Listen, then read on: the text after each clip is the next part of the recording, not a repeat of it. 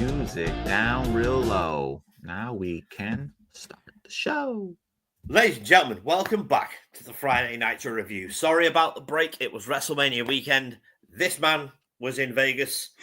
I was really ill, so we couldn't do the show for a few weeks, but we are back, and we are back with a banger. We are back with November 13th episode of Nitro 1995, and this one starts, well, it certainly starts. Amazingly.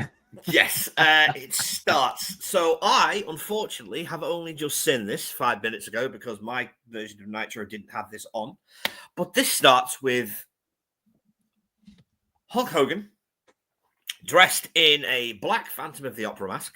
That's exactly how I wrote it down too. Before I watched anything, before I saw the clip and I just immediately wrote Hulk Hogan, Phantom of the Opera, and then it went longer, and I'm like, okay, it's not Phantom of the Opera. This starts with Hulk Hogan dressed like the Phantom of the Opera with a black mask, even though he's still wearing a do-rag under the hood.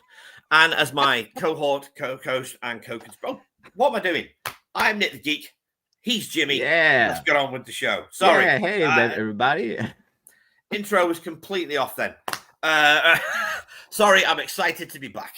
It's been a while. It's been a while. This is the craziest intro they've done to Nitro since it started. Like, this is batshit.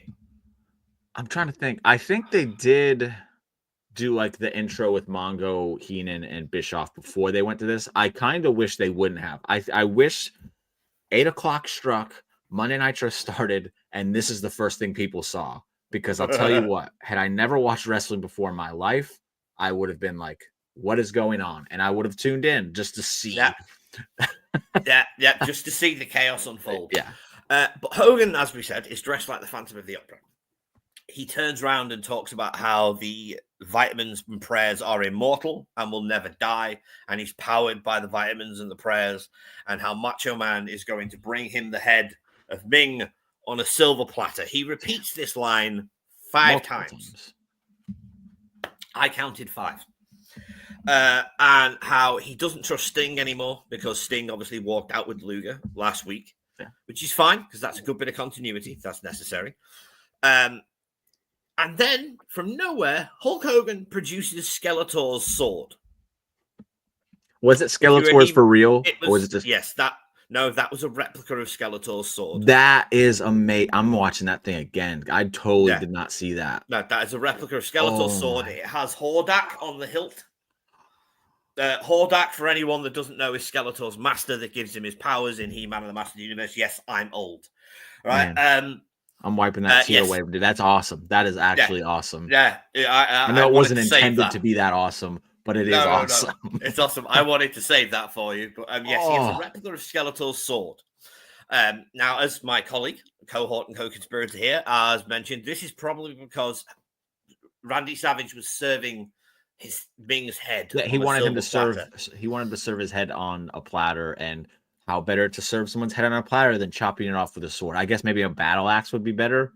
But if we're using Skeletor's sword, precisely. And hey, I'm all for that. That's awesome. That is so cool. It's amazing. I spotted the Hordak hilt, and I was like, no. You're not worthy, Hogan. Put that thing down, bro. Put it down. Absolutely amazing, though. We then cut from this tremendous piece of chaos. Oh, I do want to point out, because we were talking about this briefly, because I had to send you a link so you could watch it and everything. And we're talking like, why is he dressed like this? Why is he doing this? Why? Like, it almost seemed like Hogan, who literally had just left acting to come back to wrestling, to join WCW. And it almost felt like he was still trying to use wrestling to get to acting. And this was almost like, this is like Shakespeare. I can see Hogan thinking that this is like Shakespeare, brother. And doing all these things to kind of show off his range. But his range is literally this big. Yeah. And it doesn't matter what you do with him. You could put a mask on him. You could put a sword in his hand. It's still going to be Hogan, brother. And this is probably my favorite piece on Nitro as far as hilariously bad things. that I've seen so far. It's a trend. I love bad stuff. I think it's the most entertaining thing on the planet. Yeah. I'm dumb like that. It is what it is. And this is top of that entertainment line. Like it's an absolute car crash. I wish Hogan start to finish this would be his gimmick for the next like 2 months. It would be my favorite Hogan stretch of all time, even more than Hollywood at this point, because that 2 minutes and 30 seconds that we got of that was just like, oh my God, what is he thinking? He's lost his mind. Literally, this I think is the first example of Hulk Hogan's creative control going out of control in WCW. It's gonna be great, brother. Are you sure about that, Hulkster? You gotta trust me, brother. Just think about it, Eric. It's gonna be amazing. It's gonna be like Shakespeare. People are gonna be drawn in by this, brother. Just absolute. It's car crash television, ladies and gents. If you haven't watched it, please go and watch it. It is absolutely phenomenal. If you're a wrestling fan, it's so bad, it's brilliant. But we cut away from Hogan and his ideas to go to our first match, which is Randy Savage versus Ming. A very short match. This is predominantly too short. Well, it was about 4 minutes. Which is based on other short matches we've seen in WCW, that's true. This is the typical time for a TV match for Nitro at this point. It's 4 minutes and 51 seconds, so it's almost 5 minutes. Okay, that's not bad. Yeah. But basically, this match is predominantly Ming beating the snot out of Randy Savage for 4 minutes. And then Randy has a 51-second comeback, which ends with a flying elbow drop off the top rope, a 1, a 2, and a 3, and then the Dungeon of Doom descent. The setup to the finish was crazy because Ming was in control, and for some reason, Jimmy Hart got on the Hart. Kevin Sullivan got on the apron to distract the ref, and then Jimmy Hart got on the apron for I don't know what reason. And then Macho Man used that to push him into Jimmy Hart. The megaphone smacked Ming on the head, which shouldn't affect him because he's Ming. And his head is. But it did. Concrete. And then Macho Man, hit him with a move, did this flying elbow drop, which was a beautiful flying elbow drop. The last few I've seen him do on the show have been kind of like, this one was beautiful. Yeah, this was phenomenal. Yeah. The height that he got and just the way he laid out for it. He didn't put his feet down first, which I'm sure putting your feet down first is to protect your hip. I get it, but he didn't with this one, and it looked beautiful. So it was fantastic. But then the Dungeon of Doom then shows up. The Dungeon of Doom then shows up. Taken back, Ming had been working over Randy's arm throughout the match, kicking him in the armpit, constantly kicking him in the arm, draping his arm over the ropes, so on and so forth. At one point, Bischoff even comments that he kicked him directly in the armpit, which I thought was a fantastic line. It's weird because the arm that they're working over, because Luger comes out and he works over the arm too. He slams over the posts. They work over the arm. I don't think it's the arm that he does the elbow drop with, though. It was his left arm. Correct. Why? That is a good question. And we have a visitor. Does he know? Do you know? Do you know why Randy was going after his wrong arm? The cat doesn't know. Sorry, everybody. The cat doesn't know. Man, he's fired. Yeah. Yeah, I just thought about that because I'm thinking okay, he does the elbow drop and he comes down with the right arm. But the left arm, he does this is the thing I've always loved about it is he puts his left hand on his right arm, it's almost like he's driving it extra in. Yeah, like a pile driver. Yeah. So I guess that makes the move less effective, but it's I don't get why they would do the left arm. That's weird.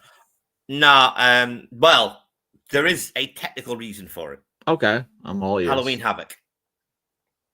At Halloween Havoc, Randy had his arm and his ribs worked over. And he was selling. They even did it on commentary. They talked about how his ribs are still injured from Halloween. Yeah. Arm. Well, his left arm was slammed into the guardrail, the ring post, the turnbuckle, and got put in an armbar during Halloween Havoc. So it was just because I guess that was just by the nature of the match. It was never an intended target to begin with. No. It just became a target once that. Correct. Okay, that's fine. Hey, that's great continuity then. Yes, that's what I thought at the end of it. It's I'm like all for it. That's continuity, fine. James. Tomato, tomato. No, it's English. All right? It's not tomato, tomato. That's just a pronunciation thing. You are pronouncing the syllables wrong. Nope. We'll talk about this later. Anyway, so Randy wins the match. The Dungeon of Doom come down and descend on the ring. Luger attacks Randy's arm. He throws him ribs first into the guardrail. They mention how his ribs are still injured. And before the attack is finished, we go to a commercial break. Yeah, I thought it was weird. It was very weird. I was fully expecting to come back from the break, still on the attack. Yeah, and we at least see them break. At least see them still in the ring, because they do have a segment later. It feels like that, and we were talking about this with the last episode, where the flow of the show seems to be everywhere. There's no like, this should be here, this should be here, this should be here. So they're still learning. This was a bad one, like, because again, I thought that was the last we're going to see the Dungeon of Doom, since they weren't there after the attack and we came back from a break. So, but yeah, we were wrong. Well, that was just weird. Yeah, it was very weird, because we came back from the break and we got a World War III promo from Bischoff and the boys. Yep. And Mongo, by the way, this week, great. I'd just like to throw it out there. Mongo and Heenan this week were great, because Bobby was drunk. If you didn't know, Bobby Heenan was drunk during this episode, which is always tremendous when Bobby's had a libation before the show. And Mongo knew that Bobby was drunk. So Mongo wasn't very happy with Bobby Heenan. Yeah, 1 second. The cat is climbing on things he's not supposed to be climbing on. So the tidbit on the Mongo is rest in peace to Mongo. During our absence, he did pass away. Unfortunately. We were going to start a Mongo, what was it? Moment of the week. Mongo's line of the week. Maybe we'll turn it into Mongo's moment of the week. I didn't have one this week. I honestly wasn't paying attention for it, but we are going to start doing that next week. But I did want to take the time to, hey, rest in peace, Mongo. God rest. He gave us a lot of material, whether we whether laugh at it or not. It was still entertainment, and we're not laughing at him. It's almost like we're laughing with him at this point with it. So yes. There's no ill will, never any ill will towards the funny comments. Mongo was a much better commentator than he was wrestler. Yes, but that's a fact. But he did something I can't do, so it's not a laughing at him thing. It's just funny, and But rest in peace, Steve Mongo McMichael. Yes. Also, so after this, let me get my notes. We go to match 2. Yes. Which was Kensuke Sasaki versus Chris Benoit. Now, this was quick. This was quick. This is Sasaki hitting a variety of power moves on Benoit early. Backdrops, back suplexes, clotheslines, backbreakers. And then Benoit selling like a trooper that he was. Followed by Benoit hitting the 2 rolling German suplexes into a dragon suplex for the 1, 2, 3. Absolutely great sequence. So this was 2 minutes and 40 seconds, but they got a lot of stuff in. Oh yeah. I don't think this is Kensuke Sasaki's first match on Nitro. Yes. Yeah, it's his first match on Nitro. It's his 5th match in the company overall. Okay, so I'd never seen him before. I immediately saw him and thought Ishii. That's what he kind of resembles a lot of. Yes, I was impressed with him. Like, I really liked his style. Like, he was putting his stuff in. Well, and Benoit was taking it. You will be pleased to know that in the future, James, on pay-per-view, you have to look forward to a US title match between the defending champion Sting and the challenger Kensuke Sasaki. So, would you like the tidbit on that now? I've already looked this up. Of course I would. Okay, so that happened on a WCW New Japan World show. And do you know when that show aired? No. The same day as this Nitro. Really? Yes. So Sting, I did not know that. Sting had already lost the United States Championship before this show, but I don't think it aired until after this show. But it aired on November 13th, 1995 in Japan. Okay, well, in that case, that wasn't the match I was talking about. Nope. No, the match I was talking about is the rematch between Kensuke Sasaki and Sting, where Sting wins with a flying DDT. Okay, so like, because spoiler alert, Sting has a match later in the show on Nitro. Correct. And he doesn't have the United States title with him. And I always think it's weird when the champion shows up. So I just double check just to make sure. Because there has been times where he shows up and it's just because he didn't bring the title with him. And again, that's weird. So I just double checked just to make sure. And I checked my page and it showed that he had lost the title to Kensuke Sasaki on November 13th, 1995. And I'm like, but wait a second. Chris Benoit wrestled him. Like, how does that happen? And then I looked and it's on a New Japan show. It was a 2-night affair. Yeah. And that was the main event of night 1 of that show. And again, it aired on the same day as Nitro. That's just wild to me.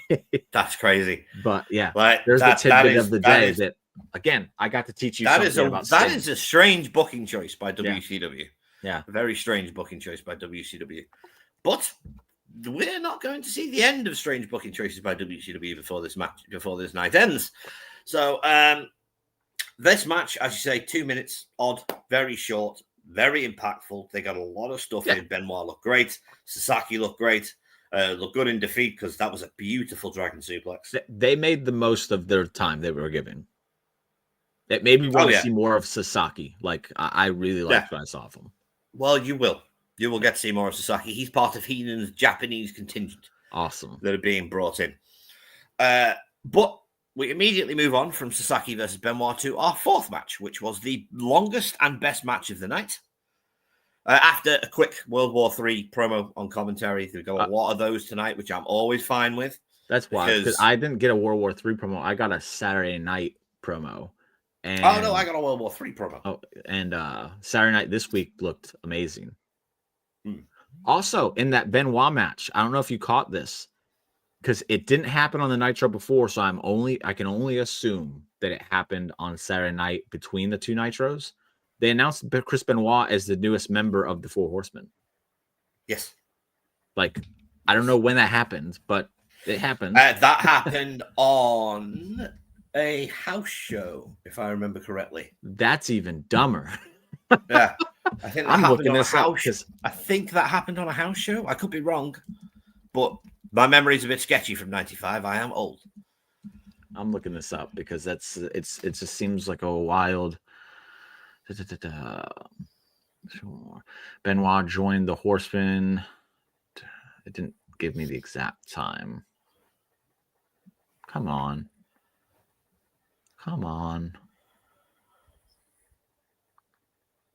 Yeah, it doesn't give me an exact time or anything. So, but yeah, I can only assume it happened on the Saturday night between the 2 Nitros. Possibly, but I think it was a house show. I'm gonna could be wrong. Look up WCW Saturday nights, November 11th, 1995. Baby. Let's see. Eddie Guerrero, Bo Rogers, the American Male, Steve Malenko, bottom line. I don't see anything on this either. So maybe it was. That's a weird thing to do. It's oh my goodness. They had Disco Inferno versus Chris Kanyon on this show, though. Mm-hmm. Oh my God. I need to go watch that. Watch Kanyon teach Disco how to wrestle for a while. Back to the show, though, ladies and gentlemen. Back to the show. Okay, so we got up to match 3, the longest and best match of the night. Johnny B. Bad defending the TV title against Eddie Guerrero. This was fully tremendous. Yeah. Like, there was not a bad moment in this match. It starts very, very fast. Like, very fast for an early WCW match. This is hit the ropes back and forth. Johnny hits a tilt-a-whirl backbreaker. At one point, Johnny B. Bad shows a couple of heelish tendencies. Yeah, I caught that. By just beating the snot out of Eddie when Eddie keeps kicking out, just hitting him with right hook. Even Bischoff picks up on it in commentary, says that's very odd for Johnny B. Bad. We always know he's got the left hand in him, but he never uses the right this way, and which was very, very nice. This match goes to a time limit draw. Yeah. They made that surprising. they made that way too obvious. That was my they did. Not at first. It took until like they announced like they have so many minutes left, and then Bischoff said, "Yeah, ladies and gentlemen, this has a 10-minute time limit." Then I was like, "Oh, that's what we're doing here." Yeah, that's that my was only immediately. Immediately, Johnny hits a somersault leg drop. Sorry, a slingshot leg drop. Yes, over the top rope. Then hits a somersault platcher to the outside. And as soon as he rolls back in the ring and Eddie kicks out, the time limit goes off. Yeah. Bischoff starts talking about how there's a 10-minute time limit for this match because it's a TV so title Bischoff is what kind of killed that. Not the match itself. The match itself was fantastic. No, the match is tremendous. It was. I mean, it's Eddie Guerrero and Johnny B. Bad, who I'm learning is much better than I ever thought he was. Johnny B. Bad is far better than Mark Miro. Yeah, I clearly can see that now. I really enjoyed what they did, and like it to the chain wrestling, to the heavy stuff, to the little tendencies that Johnny B. Bad was showing. All of it was great. They sold there at the end, like, you know, they were exhausted from beating each other so much that they couldn't even, you know, finish the match because of the time limit. And like they'd given everything they had. It was really well done. The last like 3 seconds, they get to their knees and start pummeling each other, like taking shots at each other. And then the time limit goes off, and then they have to be broken up because. Well, during the middle of the match, it turns into a straight up fist fight. Yeah. Which is then Eddie comes back with a headlock. Johnny reverses the headlock. Eddie goes for a tombstone. Johnny reverses the tombstone, hits Eddie with the tombstone. Yeah, that was. I didn't like that. Very nice. I didn't like he used a tombstone and Eddie kicks out. That's my only like. But that's just me. I hate when people kick out of things like that. Yeah, I don't like it when they cheapen finishes. Yeah, but it was nobody's finisher in WCW, so I let them get away with it. Until Mongo, so I let them get away with it. Yeah. It's still not great. Yeah, I guess. Until Mongo was anybody really using the tombstone at that point? No. Like Undertaker probably wasn't even using it, was he? No, he was. Oh, okay. Undertaker was. Undertaker used the tombstone from his first match. That's right, he did, because Hogan's like, "Oh, you got me, brother." Yeah, even though my head was 3 feet above the mat. Yeah, it was not. So yeah, that's my. But that's a personal preference. That's not on the match or anything like that. Yeah. But just before the time limit, both men go for slingshot, flying crossbodies. I hate that spot. It looks so painful every time. They just in the middle. Fly into each other, then neither of them can respond, neither of them go for the pin. Match runs out of time.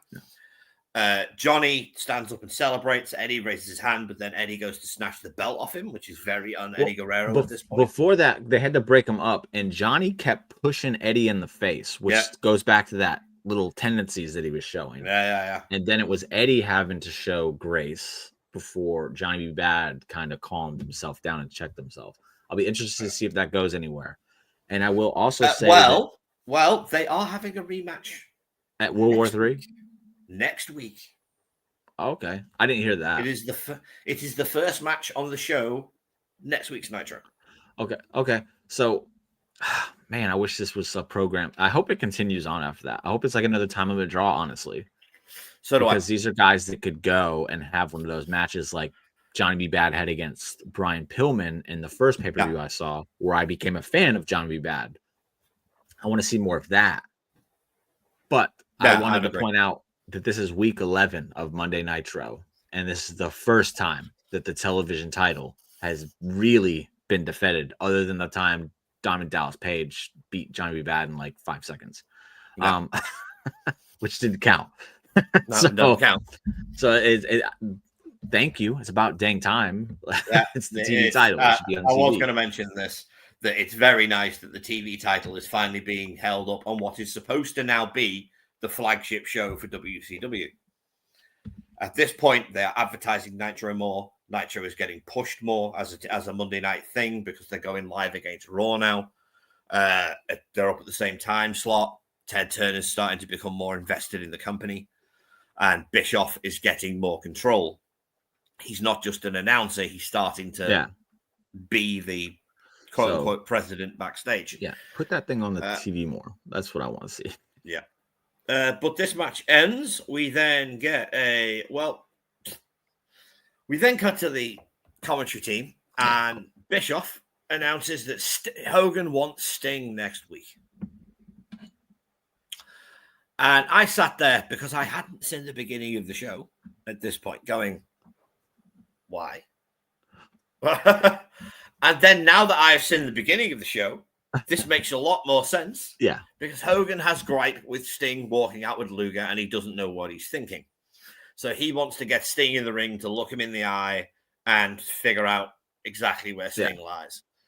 We then, after this, we cut to match number 4. Nope. Match number 4.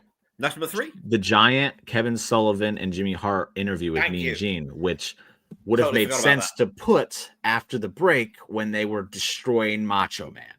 Yes, it would have. It would have made a lot. It would have made a lot more sense. I'm really anal about placement on show. Well, like it's a big thing that bothers me. There's no excuse for getting your system wrong. Yeah. There's a certain time and place for everything on a show. And as we're both big wrestling fans, we've watched a lot of wrestling over the years. We've seen a lot of good produced shows. We've seen a lot of bad produced shows. And it's shocking. And it really is crazy, the difference between Nitro now and Nitro in a year and a half. Yeah, I mean, he's learning. I just feel like this is one of those things that, like, you shouldn't have had to learn the hard way. No. It just makes sense. Like, if you're building a script, I don't think it takes a genius to understand that piece by piece things need to flow together. It's a jigsaw puzzle. If you're looking at the script at any point in time of this show and you say, okay, we're going to cut to commercial after they beat them down, and then we're going to come back to something completely different. Why? Like, that doesn't make sense. Like, if they would have been doing that at the end of the show and that's how the show ends, that's fine because it gives me a reason to tune in next week. But if it's in the middle of your show and then you're like, okay, go away from it, and then we'll come back to these guys later, and it's like, what? Stop it. Like, stop it. It's silly. But to be fair, I guess Giant wasn't a part of that. But still, why wouldn't he be? No. Like, he's the big man of the he's the one who's going to do the most damage. He's the bruiser and the main character of the Dungeon of It didn't make sense. So didn't make sense. It didn't make sense. But they have an in-ring thing with Jimmy Hart is the first one. Baby, I don't know what to do with all these Hulkamaniac jackets. Very good. That's exactly where I was going to go. Sell him, dummy. What he's going to do with his $2,000 Hulkamaniac jacket. And then he proceeds to throw it around for a little bit. Sullivan takes over, starts talking about World War III. Then they pass the mic to the Giant. The Giant does his best Hulk Hogan impression as per usual. And talks about how he's going to destroy everybody in World War III. Those 60 men will not be enough. I am the true giant of this business. I am the monster, and I am going to be world heavyweight champion forever. And then, for some strange and unknown reason, Kevin Sullivan collapses to the ground. Starts shaking, man, like he's having a seizure. On the ground. And this is not explained by anybody or Mean Gene. We simply cut away from this to an advert break. Yep. Then when we come back from the advert break, Bischoff shills World War III again. And then we go to our next match, Sting versus Dean Malenko. Hello, Amanda. Hello. Thank you. I'm sure you're talking about Jimmy, not me. She ain't talking about me. We then cut to match 4, which is Malenko versus Sting. And for what this was, I really enjoyed this. Because obviously, I'm a Sting I was pleasantly surprised. Yes. Like, I saw Dean Malenko coming out, and I was like, okay, we get to see Stanko Malenko. All right. And then they were like, Sting. I was like, what? Yeah. This is awesome. Yeah. I have no idea. You don't expect to see. It's a match you did not expect to see, especially at this point in Nitro, when Malenko was kind of just coming in, really. Yeah. And Sting was the flag bearer for WCW for so many years at this point. But this is a great little match because Malenko spends most of it working over Sting's leg. It's that old wrestling philosophy of chop the big tree down. Yeah, and Malenko's awesome. Malenko's awesome. Mongo's constantly talking about how, Sting's power is going to be too much for Malenko, while Heenan's going, nah, Malenko's wily. He was trained by the great Malenko, his father. They mention his father a lot during this match. And Dean is constantly working over Sting's leg. During the first advert break, Sting reverses one dragon screw into a scorpion deathlock attempt, which is a really nice sequence. Yeah. Malenko gets to the ropes. Malenko at one point hits a lovely drop kick to the knee, goes up top, hits a fantastic missile drop kick, goes for the Texas Cloverleaf. Sting reverses it into a cover. 1, 2, 3. Sting wins the match. So that's my gripe, is that it won on a roll up. I'm a huge believer in there are tiers to talent. Agreed. And as great as Dean Malenko is, he's clearly on a completely different tier than Sting. Oh, yeah. And I want to see a definitive win here for Sting, especially if he's going up against Hulk Hogan next week. Yeah. Because when you roll up someone off of their finishing move, like because he was going for the Cloverleaf, which is Malenko's finishing move, and if you roll that up and that's how you get your win, it makes you look lucky. Well, the stupid thing about it was it's the perfect opportunity to reverse it into the Scorpion. Yes, like we've seen that happen with Shawn and Brett. Like we've seen it happen with Sting, and we've seen it happen with Sting and Boris. Right. Okay, so it's again, I don't think it's the best look to have Sting winning lucky going into a match against the biggest superstar on the planet next week. Like I already know Sting's not winning next week now. I have a feeling next week shocked. I would be shocked if Sting beat Hogan next week. I don't think Sting's going to win next week, but I don't think Hogan's going to win next week either. She says both of us looking great. She's being a diplomat here. Thank you, Amanda. Thank you, babe. Thank you. I'm sure she's lying. But yeah, I don't like the end of this match at all. As you know, I'm a huge Sting mark. I always have been. He's my favorite wrestler of all time.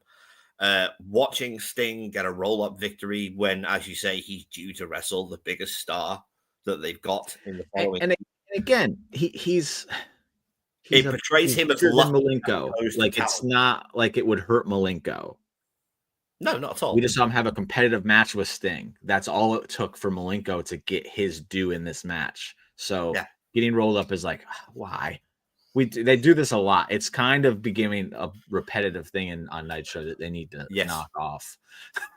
I would agree. But I did warn you 11 weeks ago that we were going to see a lot of this. Yeah, you did. I'm still going to bitch about it. All right, but after we go for this, Bischoff talks about Jimmy Hart screwing Hogan and sells World War III again before going back to Hogan and Sting next week. We then cut back to the ring where Mean Gene is with the Stinger, and this is my second favorite part of the show because Sting is visibly irritated. Yeah, this is not acting. This is not wrestling. This is Sting being visibly irritated with Hulk Hogan. Because a couple of weeks ago, Hogan referred to Sting as a little dog barking at his door on the porch. And just so everybody knows, Hulk Hogan has been in WCW for less than a year. At this point, Sting has been bearing the load and carrying the flag for WCW since 1986. That was when Sting broke in. First match with Flair. Sting is not a little dog in WCW. And he makes sure he tells Hogan this during this promo. He says, I'm the big dog, brother. And this is where the big dogs play. And next week, you're going to find out that my bite is worse than my bark. And we're going to see where this goes. Because years ago, I would have loved to have challenged Hogan and stood eye to eye with the Hulkster. Now, I'm not sure. But next week, we're going to find out exactly who the big dog is. Neither one of them are the big dog. Roman Reigns is the big dog. What are they talking about? No, Roman Reigns is the tribal chief. The big dog does not exist anymore. But either way, next week's match is going to be terrible because I've said it once. I've said it 1,000 times. Red and yellow Hulk Hogan can't wrestle. I mean, Hollywood can't wrestle either. He was just more entertaining to watch. But Hollywood was such a good heel that he didn't need to wrestle because you can hide all the negatives and accentuate the positives when you're a heel to a certain level where you can cheat through all of your matches. But at this point, Red and Yellow Hulk Hogan was just a bad wrestler. He didn't have the pizzazz or the go or the chutzpah that he had in the 80s when he was on top for WWF at the time. Sorry, World Wildlife Fund. I refuse to use an acronym that is wrong for the date and time. After this, Sting is, like I said, Sting's in the ring with Mean Gene. He talks about not happy about being called a little dog. His and Luger's friendship is his business and nobody else's, which I thought was an interesting line. Yeah, that's good, though. It was a good line. Hogan wouldn't dream. What we got here? Saying he's nothing against Hogan and wouldn't dream that Hogan would come after him, but Sting is pissed that Hogan called him a little dog waiting on the porch. He says that he's a big dog in WCW, so when Hogan finds out next week, he'll have to refer to him as such. We then cut to Heenan. Heenan says Hogan is paranoid. And doesn't know which way he's turning anymore. He's turning on all of his friends, even though his friends aren't turning on him. Savage better watch out because Hogan can't be trusted. Bro, if you're wearing a Phantom of the Opera mask and you're hoisting a Skeletor sword, I would say paranoid is an understatement. Yes. Yes. I would agree. Not to swear, but batshit crazy would be a term that I would use to describe that. Man, it'd be great if he just continued that. Oh, just come out with a sword every week. Dress up like Skeletor. I'm fine with that. But yeah, then we come to the end of the show. Bischoff signs off. Quit World War III. You got to tune in for that. Which, by the way, I hope you're really looking forward to, Jim. I am. Because World War III. I look forward to watching all of this WCW stuff at this point. Like I'm invested. Like I really enjoy it. So do I. There are some bad episodes like this one, but it happens. World War III is the perfect example of bad production on a pay-per-view. Because it has 3 rings with 20 guys in each ring. The rules of the match are as follows. All 60 men start, 20 men in each ring. When it gets down to 4 men in each ring, those 12 men will then move to the same ring. And it becomes an over-the-top rope battle royal or pin or submission. Wait, what? Yes. They don't keep that rule, do they? I don't remember that. I don't remember that. It's the Battle Bowl rules, but they turned it to World War III. Do people actually get pinned and submitted? By Diamond Dallas Page in a year, yes, they do. When Page wins Battle Bowl at World War III. What? Yes. I don't remember seeing anyone ever get pinned. Oh, no. In this World War III, nobody gets pinned. I've never seen this one. The first one I saw was when Scott Hall won. Okay. Yeah, well, that was just over the top rope. But no, the rule does suggest that you can pin or submit. You don't have to do the over the rope thing. And Diamond Dallas Page. Hello. Hello. Anyway, hello. Welcome to the show. Yeah. Yes. Thanks for joining us. But this is the worst pay-per-view WCW ever produce as a concept up until Slamboree 2000. It definitely seems like a stupid concept to try and tackle when you still haven't figured out your own product. Like you haven't found your groove with production. Correct. And then you want to try and do something like this would be stupid. I guess it's one of those things you're aiming for the stars and you're landing. Well, I think the idea behind it was Ted Turner turned around and said, "So Vince has got a Royal Rumble, huh?" Yeah, for sure. Do this, 60 guys. This was definitely an answer to the Royal Rumble. I'm just saying, to try it when you literally have not even found your feet underneath you yet. Oh, it's so stupid. A terrible idea. It's so dumb. The way the match is shot is the worst part. So, as I said, there's 3 rings. So there are 2 cameras on each ring. And it's there, and there on your screen. So there's 2 cameras on each ring, and they're showing both shots in each thing? No, they keep cutting between the 2 camera shots in each thing. See, I'll have to watch this because my thought when you said that was like, okay, if I'm going to shoot this, I would literally just have like a 4 and I would have a hard camera on each ring. And then I'd have a 4th one on the bottom that went between them all to get closer action. No. Well, you have the hard cam on each ring and then you have a floating camera on each ring and they repeatedly cut between the hard cam and the floating camera, but they do it at different times on the different rings. Okay, yeah, I'll have to see. I'll have to see this. All three rings are on screen at the same time. It sounds like my idea, and it's not even that good. So again, no. I'm not a production person, so like it is virtually impossible to follow this match. Yeah, but the one thing about this match, which I'm going to spoil for you now, is this match is the Hulk Hogan show. Oh, for sure. I would have never thought anything differently. And at I won't spoil the end, obviously, because I don't want to ruin it.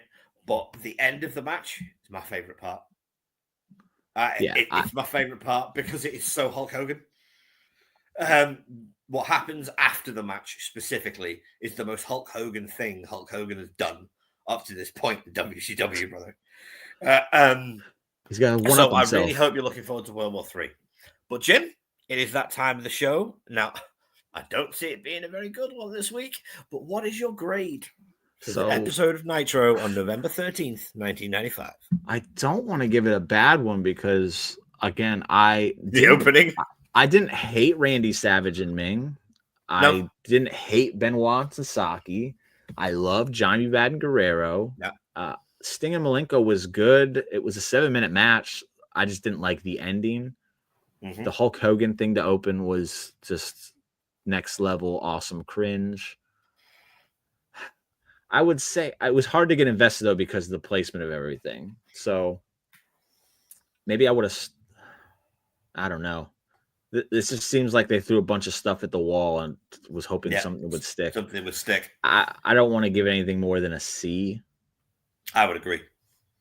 Again, there was a lot to like, but it was just the flow was horrible. All over the place. It was horrible. It was all over the place this week. Like if the advert breaks were at really inconvenient times, they didn't follow up on what was happening before the break, after the break at any point. It was just, it felt like a cobbled together Nitro as opposed to a cohesive show. Since nothing like crazy happened, it's almost like Randy and Ming could have main evented. Yeah. And then the closing was them taking him away after that would have been a great ending. But then again, Sting and Malenko with Sting accepting the challenge and cutting his promo. That's not a bad ending based on what we know is going to happen next week.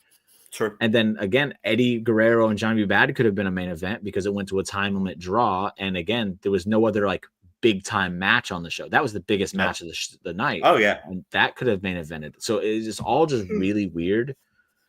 And I'm kind of curious. I'm going to look this up after the show. If Sasaki won the United States Championship before this, like if it aired before this, or if it aired after. Because if he happened before, and he's not announced as the United States champion, why? Also, why is he losing to Benoit? Like why? Like it's weird. So yes, C. Very C. I would agree with your C. I would go for a C minus. I would go for a C minus. I was thinking C minus, but again, I didn't hate anything. I just think it was just, where is everything? What are we doing? So I know what you mean. Right, dark match. Johnny B. Bad took on Diamond Dallas Page to retain the WCW. So he did double duty this week. That was the only wrestled DDP for, if it's my count, the 11th time since Nitro was started. Probably. But that's the only dark match, and he did double duty, so good on him. Pardon me. No wonder he was in a bad mood for the Eddie match. All right, but ladies and gents, that was the show. That was WCW Monday Nitro, November 13th, 1995. I hope you enjoyed the review. Thank you very much for tuning in. We appreciate everybody that always does. If you do like what we do here at the Friday Nitro Reviews, please like the video, subscribe to the channel, and give us a follow on Spotify. Review, rate us. 5 stars. Give us that Dave Meltzer 5-star review, Give us Dave Meltzer 7 stars. Just because I don't even think you can, but I want. So the Spotify ranking system isn't broken like Dave's is, so you can only go to 5. Give us that 5-star, baby. Give us 5-star. Just the 1, and we'll be happy as Larry. I'm telling you. This show is as good as Kenny Omega and Okada in the Tokyo Dome, so you know it's worth it. Yeah. It was. And realistically, the Kenny Omega versus Okada match in the Tokyo Dome was the only good match on the entire card. So, because I've watched that twice, and I'm talking about their first we're the match. only good Nitro review show on the planet. So the similarities are all there. Everybody else doesn't just, nobody else reviews the show. They just watch it. And they're all 4-star shows. Yes, completely. We are the best. And anyway, that was the show. I am Nick the Geek. He is the king of wrestling media on YouTube. He is Jimmy Bebe. And remember, we are but two geeks obsessed with a good show. And our opinion means nothing without yours in the comments below. See you next week. That's not going to work for me, brother.